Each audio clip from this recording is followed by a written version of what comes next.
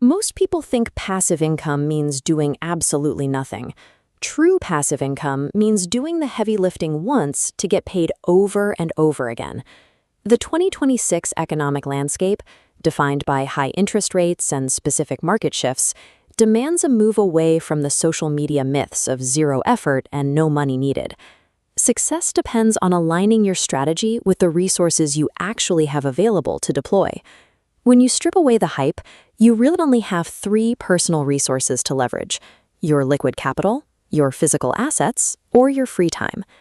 To find what actually works for your specific situation, we are going to rank 5 legitimate income strategies, moving strictly from the lowest amount of upfront effort required to the absolute highest. Evaluating the specific friction point of each option is the only way to build a sustainable secondary income without burning out at your day job. We start at level 1 on the effort spectrum. This is the absolute floor, where your liquid cash does all the work, and 0 daily labor is required from you. Right now, you can lock in a high-yield savings account or a certificate of deposit to capture the current interest rate environment. The banks pay you simply for holding your cash. This chart shows the direct math of that strategy. Parking a $10,000 emergency fund in one of these accounts, generating a 4 to 5% yield, produces an extra $400 to $500 over 12 months, purely on interest. This strategy involves a clear trade-off. Your risk is virtually 0, but it offers the lowest comparative return and requires a substantial pile of starting cash to generate meaningful monthly flow.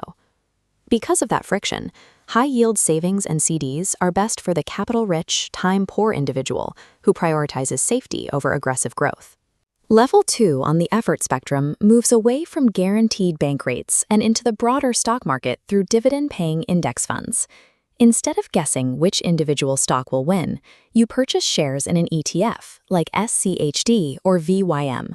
This spreads your investment risk across hundreds of established companies at once. As those companies earn profits, the fund distributes a portion of that money directly to you.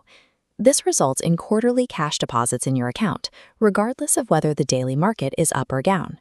This diagram illustrates a dividend reinvestment plan, or DRIP. When you turn this feature on, every cash dividend loops right back in to buy more shares, increasing your principal size for the next payout cycle.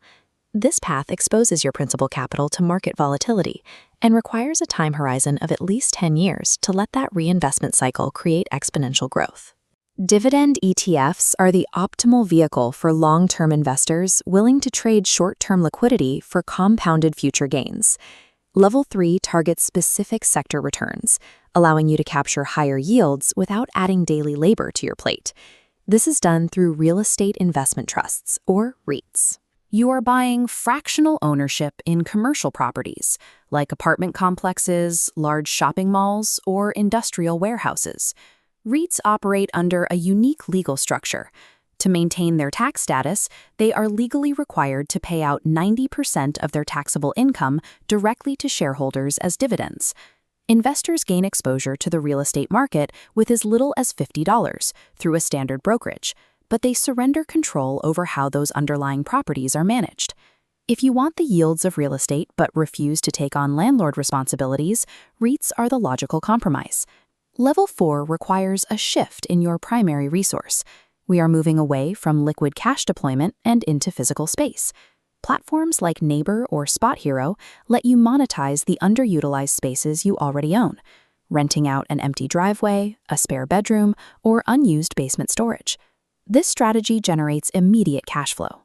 Depending on your location, you can produce $200 to $800 a month without taking on a new mortgage or significant upfront costs.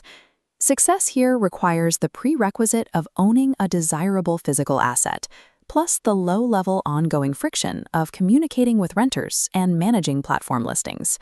This is the primary strategy for the asset-rich, cash-poor individual who has physical space but lacks the cash required for the previous levels.